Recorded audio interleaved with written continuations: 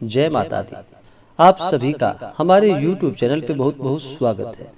आइए आज चैत्र नवरात्रि के 5वें दिन सुनते हैं स्कंद माता की कथा। नवरात्रि के 5वें दिन स्कंद माता का पूजन किया जाता है। माता अपने भक्तों की सभी इच्छाओं को पूर्ण करने वाली है। जो भी सच्ची श्रद्धा के साथ चैत्र नवरात्रि में स्कंद माता का पूजन करते हैं, शास्त्रों के अनुसार उनकी कृपा से मूढ़ व्यक्ति भी ज्ञानी हो जाता है। पहाड़ों पर रहकर सांसारिक जीवों में नव चेतना का निर्माण करने वाली देवी स्कंद माता स्कंद कुमार कार्तिकेय की माता के कारण इन्हें स्कंद माता नाम से जाना जाता है। इनकी उपासना से भक्त की सभी इच्छाएं पूरी हो जाती है। भक्त को मोक्ष की प्राप्ति होती है। जिन्हें संतान का योग नहीं होता, उन्हें भी अगर माता की कृपा हो तो उन्हें भी स्कंद माता की कृपा से संतान की प्राप्ति हो जाती है। माता अपने भक्तों की सभी इच्छाओं को पूर्ण करने वाली है। सूर्य मंडल की अधिष्ठात्री देवी होने के कारण इनका उपासक अलौकिक तेज और कांतिमय हो जाता है। अतः मन को एकाग्र रखकर और पवित्र रहकर इन देवी की आराधना करने वाले साधक या भक्त को भवसागर पार करने में कठिनाई कभी नहीं आती। इनकी पूजा से मोक्ष मार्ग अपने आप ही सुलभ हो जाते हैं। स्कंद माता विद्वानों और सेवकों को जन्म देने वाली शक्ति यानी चेतना का निर्माण करने वाली है। इसलिए स्कंद माता का चैत्र नवरात्रि के 5वें दिन पूरे विधि विधान के साथ पूजन करना चाहिए। चैत्र नवरात्रि के दौरान माता को प्रसन्न करने के लिए चैत्र नवरात्रि के 5वें दिन स्कंद माता का पूरे विधि विधान के साथ पूजन करना चाहिए। सबसे पहले तो किसी भी प्रकार के व्रत में या पूजन में भगवान गणेश का पूजन किया जाता है तो सबसे पहले भगवान गणेश का स्मरण करना चाहिए। भगवान गणेश का पूजन करना चाहिए क्योंकि भगवान गणेश विघ्न हरता है।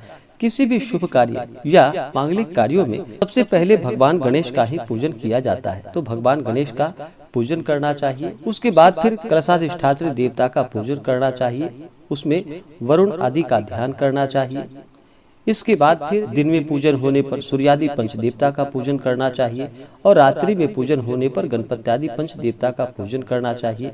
नवरात्रि के दौरान माता चतुर्खष्टी योगिनी, खोडश मातृका, सप्तघृत मातृका का पूजन करना चाहिए। माता महाकाली, महालक्ष्मी, महासरस्वती का पूजन करना चाहिए। नौ दुर्गा देवी का पूजन करना चाहिए। हर दिन माता के अलग अलग स्वरूपों का पूजन किया जाता है, तो जिस दिन भी जो पड़े उनका पूरे विधि विधान के साथ उस दिन पूजन करना चाहिए। चैत्र नवरात्रि में माता के 9 स्वरूपों का पूजन किया जाता है, जैसे प्रथमम शैलपुत्री च, द्वितीयम ब्रह्मचारिणी, तृतीयम चंद्र घंटेति, कुष्मांडेति, चतुर्थकम पंचमम स्कंद मातेति, षष्ठम कात्यायनीति च, सप्तमम कालरात्रीति, महागौरीति चाष्टमम, नवमम सिद्धिदात्री च, नव दुर्गा प्रकीर्तिता। इन 9 देवी का पूरे विधि विधान के साथ नवरात्रि के दौरान पूजन करना चाहिए। इससे माता अति प्रसन्न होती हैं और अपने भक्तों को मनोवांछित फल को प्रदान करती है। माता को प्रसन्न करने के लिए इस दिन इनका जल से अभिषेक करना चाहिए। माता का पंचामृत से अभिषेक करे या अलग अलग दूध, दही, घी, मध, शक्कर आदि से माता का अभिषेक करे। फिर इनके ऊपर शुद्ध गंगाजल इन्हें अर्पित करे। शुद्ध गंगाजल से इनका अभिषेक करे। माता को वस्त्र अर्पित करे। उसके बाद फिर माता को समस्त श्रृंगार की वस्तुएं अर्पित करनी चाहिए। सौभाग्य पेटिका आदि माता को चढ़ानी चाहिए।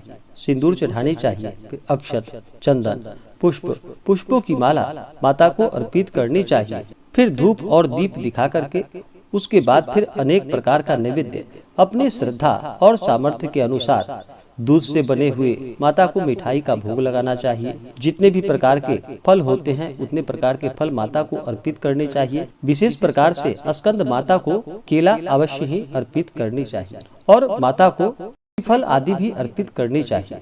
आप अपने श्रद्धा और सामर्थ्य के अनुसार जितने भी प्रकार के नैवेद्य हो आप माता को अर्पित करें। उसके बाद फिर माता को नैवेद्य के बाद आचमनी जल से कराए। फिर उनको द्रव्य और दक्षिणा चढ़ाएं। फिर पुंगी फल, तांबूल अर्पित करे। साथ में लौंग, इलायची अवश्य ही चढ़ाना चाहिए। पुंगी फल जिसे कि सुपारी को पुंगी फल कहा जाता है और तांबूल यानी कि पान पत्र माता को साथ में लौंग और इलायची डाल करके अर्पित करनी चाहिए।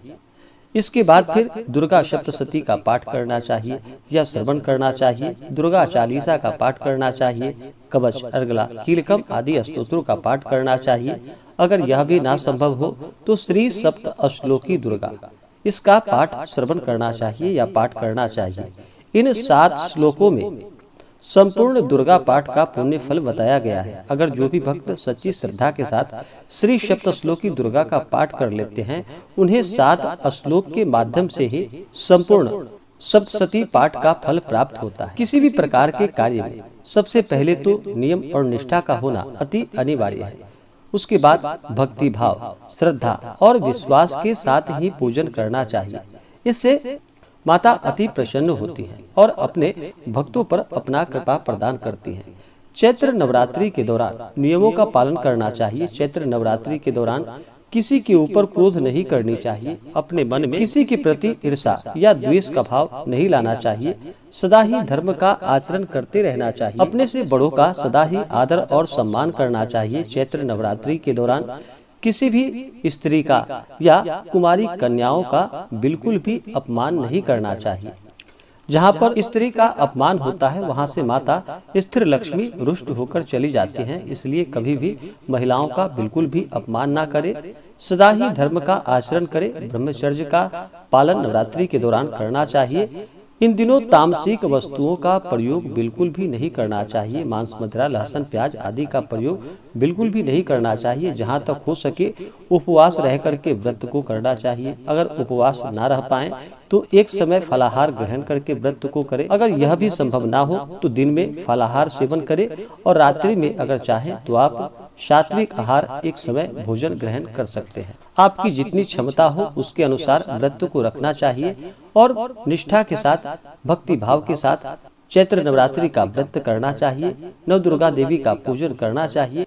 इससे माता अति प्रसन्न होती हैं और अपने भक्तों को मनोवांछित फलों को प्रदान करती हैं। स्कंद माता के पूजन के दौरान इनके मंत्रों का जप करना चाहिए। इससे माता अति प्रसन्न होती हैं। मंत्र: या देवी सर्वभूतेषु माँ स्कंद माता रूपेण संस्थिता, नमस्तस्यै नमस्तस्यै नमस्तस्यै नमो नमः। इन मंत्रों का जप करना चाहिए या श्री दुर्गा दिव्ये नमः, ओम ऐं ह्रीं क्लीं चामुंडाई विजय, इन मंत्रों का जप करना चाहिए। इससे माता अति प्रसन्न होती हैं और अपने भक्तों की सभी इच्छाओं को पूर्ण करती हैं। तो आशा करता हूँ कि यह जानकारी आपको अच्छा लगा हो। ऐसे ही ज्ञानवर्धक जानकारियाँ प्राप्त करने के लिए हमारे इस चैनल को लाल बटन दबा करके सब्सक्राइब करें, साथ में बेल आइकन घंटी दबाएं ताकि मेरी वीडियो का नोटिफिकेशन आपके पास सबसे पहले पहुंचे।